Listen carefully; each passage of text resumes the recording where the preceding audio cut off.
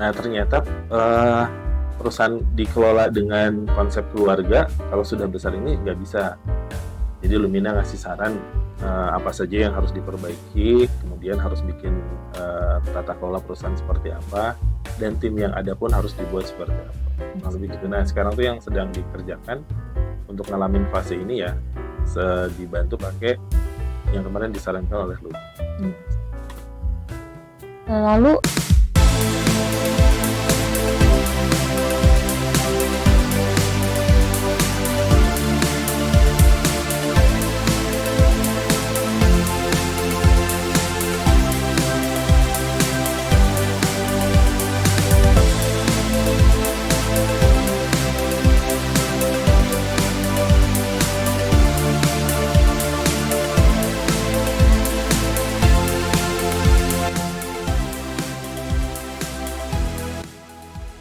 apa sih Pak yang membuat dapur akikah ini berbeda dengan layanan akikah yang lainnya? Yang bikin dapur akikah beda tuh, kalau dulu kita tuh layanannya satu atap teh, kita sebutnya one stop service. Jadi di tempat itu tuh ada gerai, ada kandang, sama sembelihnya juga di situ. Jadi dulu jarang ada yang punya tuh akikah yang lain. Jadi ketika konsumen pesan yang tadi Teteh tanya, konsumen bisa milih sendiri nggak sih dombanya? Nah, di dapur, cuma di dapur akikah yang bisa. Kalau lembaga lain biasanya gerainya di pinggir jalan misalnya, tapi kandangnya harus ke mana lagi gitu. Nah, kalau dapur akikah satu tempat, jadi konsumen itu nggak usah kemana-mana lagi, pesan di situ. Salah satunya satu atap. Terus yang keduanya, value-nya ya dari pelayanan.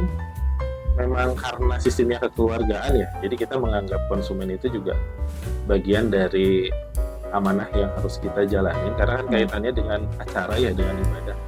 Jadi mereka punya uang, mereka mau ibadah akikah, mereka titipin ke kita. Nah kita juga coba layanin mereka, seperti mereka keluarga kita yang mau hajat gitu.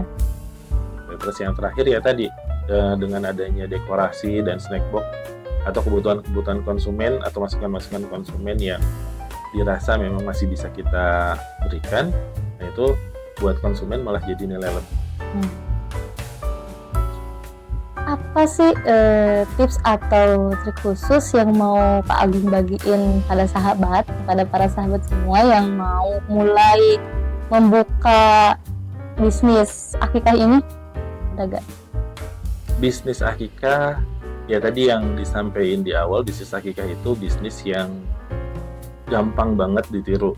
Jadi mulai dari proses hulu ke hilirnya itu sangat gampang banget, karena supplier domba itu nggak banyak. Pasti ketika butuh domba di satu daerah pasti ke vendor tersebut. Yang harus pertama yang harus diperhatikan itu ada yang membedakan akikah dengan bisnis yang lainnya, yaitu kaitannya dengan ibadah. Jadi kalau bisnis akikah itu diusahakan jangan disamain sama bisnis yang lain, karena ya tadi kita harus jadi kesyariannya juga harus dijaga, karena orang yang nitipin ke kita itu tidak hanya sekedar beli putus aja, tapi kan dia tuh ingin sembelihannya itu sembelihan yang nanti sampai gitu. Dia kan akikah itu pengennya gadaian ketika lahir itu kan tergadai. Nah gadaiannya itu lunas tuh dengan akikah gitu, dengan memotong sifat-sifat buruk anak lewat domba dan lain-lain. Nah, hal-hal itu yang perlu diperhatikan. Tapi kalau dari konsep bisnis gampang kok. Kalau pengen buka langsung bisnis akikah, yang penting punya vendor domba, punya vendor masak, dan tinggal kualitas masakannya aja yang dijaga, karena masakan sensitif ya. Walaupun misalnya yang relatif itu adalah rasa, ada yang bilang kemanisan, keasinan gitu. Tapi kalau misalnya udah nggak sesuai, nah itu yang jadi beda. Itu aja sih Pak.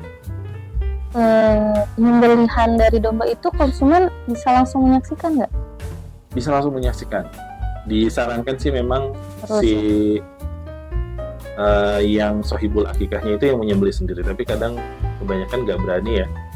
Jadi diminta petugas kita yang sembelih, tapi disarankan disaksikan. Kalaupun misalnya ada halangan nggak bisa menyaksikan, Nanti sama kita dikirim foto dan video dokumentasinya. Jadi bisa langsung dilihat, oh dombanya yang ini, oh ini disembelihnya, oh ya sudah. Oh jadi penyembelihnya juga disediakan dari pihak bisnis akikah ya? Iya, dari Damas. Apa ada gitu momen paling berkesan atau lucu selama pengelolaan bisnis akikah ini yang mau Bapak lucu bagi? apa ya? Sebenarnya kalau kaitannya sih dengan pernah ada kejadian gini. Dibilang lucu juga nggak lucu, bukan lucu ya, tapi beda aja gitu. Jadi memang ada beberapa, kalau akikah ini tadi kaitannya dengan ibadah, berarti kita harus senetral itu, jadi nggak harus paham 4 mazhab juga, tapi harus menerima ketika ada yang beda gitu. Karena dulu pernah kejadian, jadi ada yang motong domba karena itu dari daerah ya. Jadi si dombanya tuh harus didandanin dulu, dipakein baju dulu, terus si tanduknya tuh kayak pakai pomade dulu terus si dombanya tuh harus kasih cermin dulu, suruh ngeliat dandanannya dia. Oh, ada yang kayak Ada, gitu? pasti ada yang kayak gitu. Baru Terus tahu. harus setelah itu dipotongnya karena adat mungkin ya, kebiasaan dari daerahnya. Tapi ya memang ya walaupun menurut kita misalnya itu nggak dicontohkan, tetap aja karena itu adalah adat, ya memang kita harus tetap lakuin gitu hal kayak gitu. Dan satu lagi yang paling berkesan itu ketika orang dulu tuh ada kalau nggak salah 2, yang satu kurban, yang satu akikah. Dia tuh sampai ngasih uang receh untuk bisa akikah atau kurban. Jadi pas datang ke gerai, dia ngasih 1 kresek, ngasihnya uang receh. Recehnya receh koin dan ada receh 2.000-an gitu. Jadi kayaknya dia tuh bener-bener nabung, ingin akikah gitu. Nah, makanya itu yang bikin terharu tuh, yang nggak bisa dilupain tuh orang sampai rela nabung atau sampai nunggu beberapa lama untuk bisa mengakikahin atau bisa kurban. Tapi masa sih kita nggak ngasih yang maksimal gitu. Ya itu kan momen yang nggak bisa dilupain. Tapi kan yang Bapak bilang katanya harus didandanin ya? Iya. Ini saya tuh lihat dari Instagramnya Dapur Akikah. Ini tuh domba yang didandanin tuh gini. Bukan. Ini apa sih? Kalau ini memang rasnya beda. Oh, ini tuh dia pakai baju apa ya? Enggak. Oh, ini tuh Memang. gini. Iya. Lucu banget. Memang rasanya beda. Kalau yang didandanin itu dari daerah mana ya? Masih Priangan sih. Kalau nggak dari Garut dalam, atau enggak dari daerah Sumedang. Jadi sampai harus kayak bawa payung, dipayungin si dombanya gitu. Wallahu alam dari leluhurnya seperti apa. Cuma memang ya mungkin mereka juga ingin melestarikan adat dari mereka gitu ya. Asal tidak menyalahi ibaratnya akidah aja gitu, masih dalam jalur adat sih nggak apa-apa. Tapi kalau sampai misalnya motongnya dan lain-lainnya harus berubah juga, nah itu baru beda. Seperti itu. Bagaimana Pak Agung bisa membangun hubungan yang baik dengan para konsumen dan bagaimana sih cara membuat biar konsumen itu tuh bisa kembali lagi ke kita, atau bisa membuat konsumen itu tuh meninggalkan kesan yang baik bagi kita gitu. Nah ini yang memang effort banget sebetulnya. Jadi akikah itu bukan bisnis jual beli barang, jadi bisnisnya tuh jasa. Nah kaitannya kalau bisnis jasa itu yang pertama ya tadi layanan. Kenapa dulu konsepnya adalah kekeluargaan, karena mereka tuh balik lagi tuh karena mereka senang ketika mereka dilayani bukan sebagai konsumen gitu teh.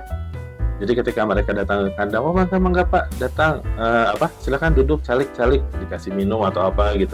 Jadi mereka tuh dilayani kayak bukan siapa-siapa gitu. Jadi beberapa testimoni konsumen yang dulu banget itu memang mereka ngerasanya ya homey aja gitu di Dapur Akikah. Iya. Tapi kan seiring berubahnya zaman, ya orangnya juga beda lagi teh. Jadi generasi teteh misalnya kan ya udah kalau misalnya pesan ya pesan aja, datang aja sesuai dengan prosedurnya sama agendanya ya sudah selesai. Paling yang bisa kita